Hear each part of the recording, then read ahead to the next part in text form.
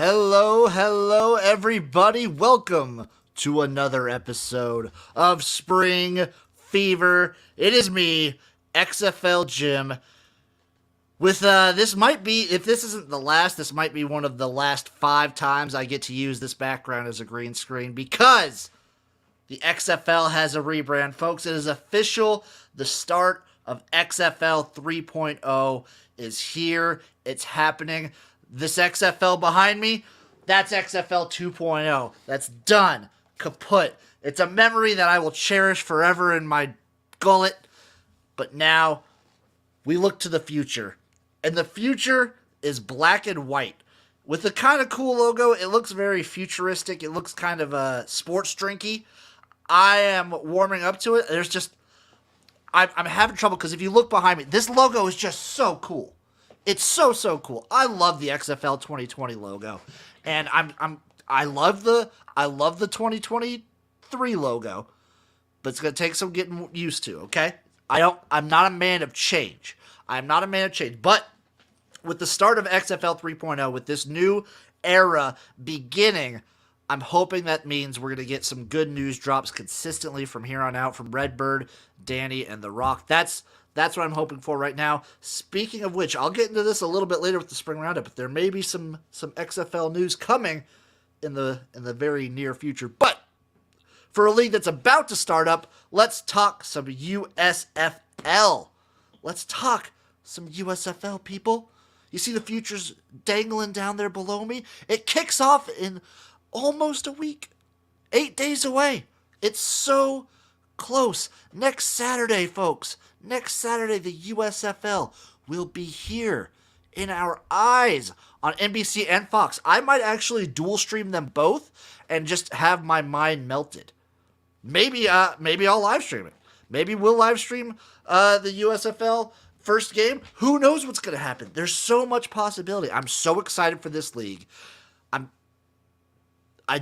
only thing I wish I could do is go to Birmingham and be there and experience it in person. I love what the USFL represents. I love what it's bringing, and I love this for the players. We're almost a week away. There's not too much more to say. It's almost here, and then I'll be able to start breaking down, previewing games, actual games for the USFL, and doing recaps, weekly recaps of USFL games. God, it just makes me tingly. Without further ado, though, before we get into the actual games of the USFL, I have teams I got to preview. I've still got like 4 teams to go, people. 4 teams to go. So that's why I'm going to be doubling up now. For these next 2 episodes, I'm doing 2 teams a day, starting off with the New Jersey Generals. Head coach Mike Riley. And if you guys don't know anything about me, I'm a Nebraska Cornhuskers fan. So you may think I have some bias against Mike Riley. And I do. I do hate his guts for what he did to my program. But he seems like a nice guy, and he's got so much experience when it comes to spring football. He's been in the CFL. He's been in the World League. He's been on the XFL. And I think he's a perfect fit for the USFL as a head coach. Not to mention pairing him up with the quarterback. Yes, it sucks that Ben Holmes got injured. It really does, because the guy seems so awesome. But we have Louis Perez, RK1, Rat King 1 stepping in. I think he's going to get the starting spot. The guy pairs so perfectly with a guy like Mike Riley, who has spring league experience. Who better to have at your quarterback than Louis Perez, who has so much spring league experience?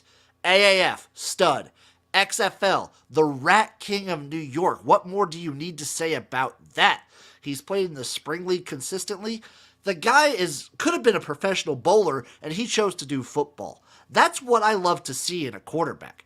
The fact that you step away from a sport like bowling where all you have to do is drink and roll a ball to pursue football, that means he's committed.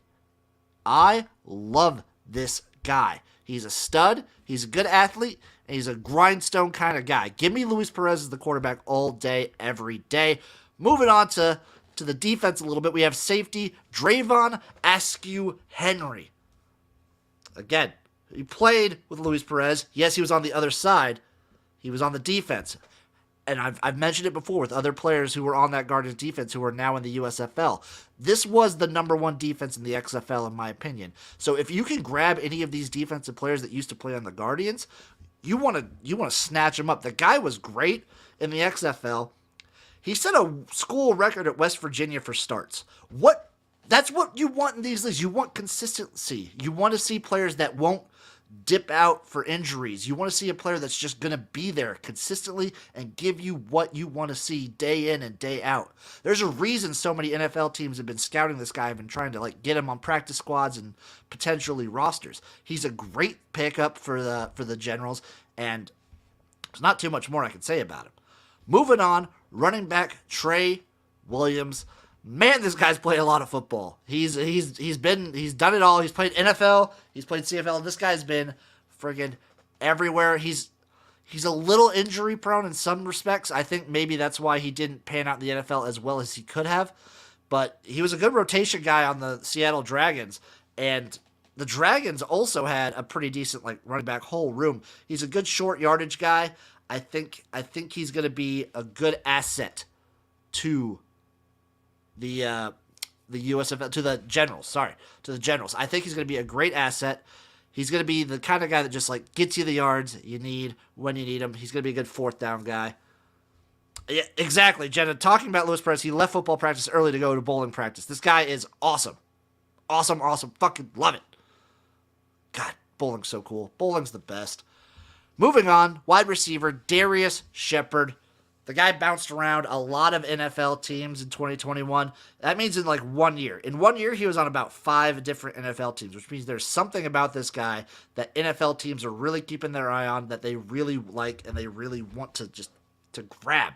That's something that should be a good sign to USFL fans, that the NFL is after these guys already. So maybe if they get a nice little boost in the USFL, they'll get that nice name recognition and they'll be a good asset to teams like the Generals. The guy also has return experience as a returner experience. He's had punt return experience, kick return experience. He's a great special teams guy. So versatile in that regard. He's not just a wide receiver, and with shortened rosters like the USFL has, these guys that can play receiver and special teams, running back, special teams, defense, special teams, they're the kind of guys you need on a team in the USFL just because the rosters are so tiny. The guy's, he's great. And he's a great route runner. Just hands made out of glue. He's fantastic. Moving on, tight end, Nick Truesdell. He's played a lot of arena football, which I love to see. I love these arena guys because it's such a grindstone mentality to play in the arena league. It's like you're working your full-time job and then you go to play arena football to get kind of a paycheck after the fact. And I respect the hell out of it. It's hard work, and these guys are entertaining as hell. Nick Truesdell being among the most entertaining. He was great on the Salt Lake Stallions, too, in the AAF. Way back. We go way back to 2018. In the league, with how short the league lasted, he caught 24 of 27 passes his way. For a tight end, especially one that's you want that security blanket. This guy doesn't drop passes. It's not in his DNA to drop passes. He will just, ball comes his way, boom, catch every single time. Pair him up with Luis Perez, it's a match made in fucking heaven. Heaven, I tell you. Love Nick Truesdell here. I think this guy, he could be a little bit taller, but moving on, we have the New Orleans Breakers. I think this team is being slept on a little bit. I think recently we've seen futures that have them a little bit higher, but if you look behind me, they're still plus 500. I remember when the lines opened up, they were around 6.5, 7-1. And I think people might be waking up to this team. Starting off, of course, head coach Larry Fedora could either blow up or have a really high-powered offense and be super fun. That all starts with quarterback Kyle Slaughter. This guy is an athlete. He's played running back. He's played receiver. He's played quarterback. The dude has done it all. I think he's being slept on as maybe at least at the quarterback position, maybe the best athlete in this league. Out of all the quarterbacks, he might not be the best passer. He might not be the best. I would probably say he is the best runner, but he's the best all-around athlete in the position. He gives the Breakers a great dual threat option at quarterback, and I think in a Larry Fedora system, that's exactly what you want to see. You saw what he did with Mitch Trubisky. I'm not calling Kyle Slaughter Mitch Trubisky. I'm calling him better than Mitch Trubisky. Yeah, that's right. I'm saying it right here, right now. Kyle Slaughter, better Mitch Trubisky. He's not as big, but he's 10 times the athlete and 100 times the human being. I like this guy a lot. I like Kyle Slaughter at quarterback quite a bit.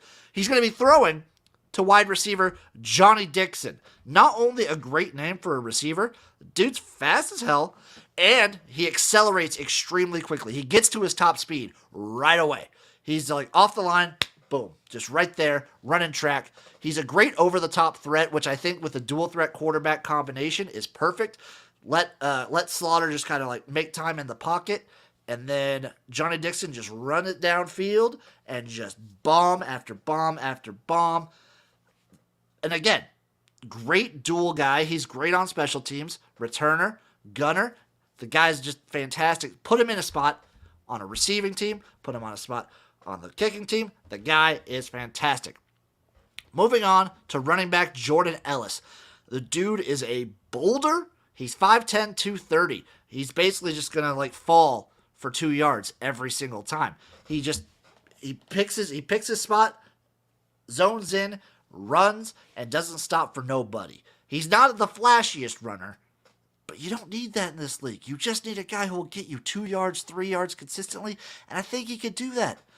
Maybe not in the NFL with some of those stacked defensive lines, but in the USFL, this guy will be able to consistently get you 2 yards.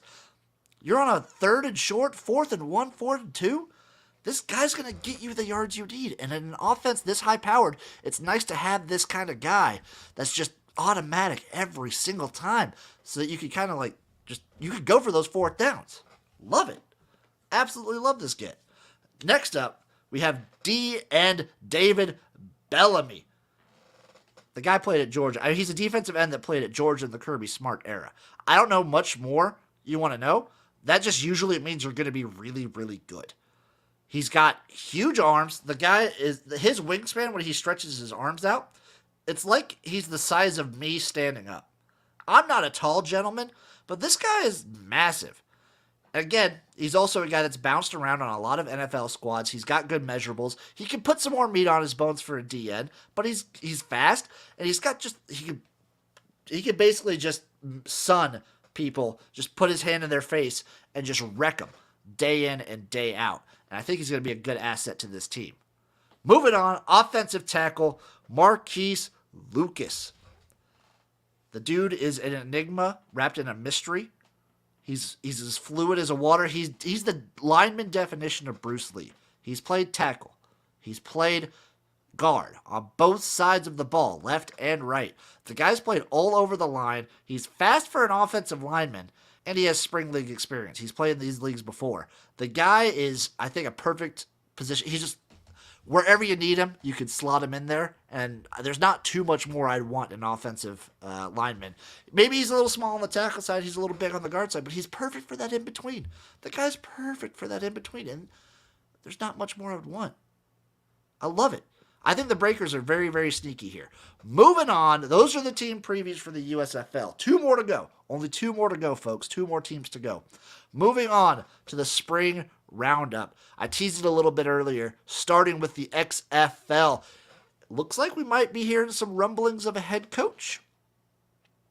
Little head coach action. Terrell Buckley to Orlando? Orlando. So this is like a soft confirmation not only of a head coach, but either an expansion city, or are they moving a team? Are they moving the Vipers from Tampa to Orlando? What's up with the Roughnecks? There's still a lot we don't know about the XFL. Either way, I love a team in Orlando. They had it in the AAF with the Apollos, and they were one of the better teams to watch. Now, in my book, they won the league. But I think Orlando's a great city for spring football, and I hope the XFL goes. I hope it's an expansion team because I don't want to see any of the other teams go away, but I would love Orlando in the XFL. Bring it on. Next up, Major League Football. The season approaches. I think they still say they're starting this year, and I have no reason to doubt them. They've had coaching hires consistently. I feel in my gut, in my gullet, that there's another coaching hire coming within the next week or two. And that would make 4-4 because they only have 4 teams. really good looking out for the MLFB. They also seem to be having about 15 mil in funding, which, while way lower than the USFL and XFL, I don't think they're trying to be as big as these leagues. I think they know what they're about and they're settling in to a nice, like, lower ground. I think they're giving the base round for players, a base salary that's reasonable, small but reasonable, and I think they know exactly where they fit in. And they're dropping news consistently, and I gotta respect them for that. Go MLFB for now. CFL, Canadian Football League, no updates as of now. Preseason going to be starting here in about, give it like a month and a half, late May. I'm excited for some CFL. The preseason's the preseason. It's just like the NFL. Preseason doesn't really matter. Fan-controlled football league. We got another player announcement. So I feel like what they're doing is they're keeping the player announcements under wraps, except for these really big names. They got Johnnie Football already. They got Johnny Manziel, and now they bring in T.O. Terrell Owens to play in the league. I think it's just a fun thing for these ex-NFL guys to do. Like, we had rumors in the week 1 of last year of Marshawn Lynch playing in it, so why not? Bring in T.O., bring in Chad Ochocinco, bring in whoever. It's fine. Bring them all in. It's great stuff. I think T.O. could be fun. I think he'll be the best player on the field when he's there. Fantastic. Moving on to the ELF, European League of Football. I was going on the website today, and it looks like they also have NFTs now too, which is, I hope that doesn't become a thing. I hope these leagues drop the NFT stuff, because NFTs have become a thing like really recently, and I'm already over it. So I hope the ELF doesn't do anything like that. Otherwise, no updates. Just cut it with the NFTs, guys. Just everybody cut it with the NFTs. X League. Cool news about the X League, actually. So they're doing their spring X League tournament, the Green Bowl. They didn't do it last year. They haven't done it in like 2 or 3 years. I think maybe 2019 was the last time they did it. They didn't do it last year. They didn't have a season in 2020. So they're doing that. That's coming early May. That is coming early May. And the spring season is coming in May and June. Yeah, like Jen is saying right there, FCF, Board 8 Football Club. I'm kind of, they're like the poster child for NFTs. I'm over it. I'm glad the X League doesn't have any NFTs, although an NFT of the Lixel Deers would be pretty cool. I'm gonna just say that. Lixel Deers, they're like the only ones I would allow. But either way, X League season coming literally next month. We're about a month away from X League games, the spring tournament, and actual X League Super. So get excited for that. And as a new addition to the spring roundup, A7FL, American 7 Football League. What is this? I ask, you ask, I ask for you. This is 7-on-7, no pads, no helmet, full contact football, baby. A7FL might be one of my favorite things I've ever discovered. So they've been a thing apparently for like 7 years. This is their 8th year going on, and I'm just hearing about them now. So this is a travesty of news and just life that I'm only hearing about them now. But I'm diving headfirst into this because the season's already underway. They're in week 3 right now, and I'm gonna be doing a whole like team deep dive into the league. Trust me, there's a video coming. There is stuff coming on A7FL. I love it already, and I want to do as much as I can with it. If there's a way for the Garage to either sponsor the league, get an ad spot somewhere, I want to make it happen. I want to do anything with this league that I possibly can. I love A7FL. Circling in to AFL, Arena Football, the ILF, Indoor League of Football. Yeah, exact. Garage Synergy all the way. I'm going to take a break on the Arena Football updates for now. I'm going to update at the end of the month just because the standings haven't changed much day in, day out. I'm going to give you an update at the end of April where everything sits, but just so everybody knows, my team to win the season is still the Sioux City. Sioux City. They're the team that's going to win. It's flat out. Anyway, that'll do it. That'll wrap up this episode of Spring Fever. I am so excited for USFL football. I think the time we're living in right now might be the best time for spring football. Imagine a year. Imagine 2023. You have XFL 3.0, USFL, MLFB, A7FL, X-League starting up after that, CFL preseason, ELF. Oh my God. And remember, everybody, next week is game week. We will have games. I will be previewing USFL games a week from now. Maybe it's Wednesday. Maybe it's Thursday. Who knows? But we have actual games to talk about. Real spring football. Be ready. And as always, stay garage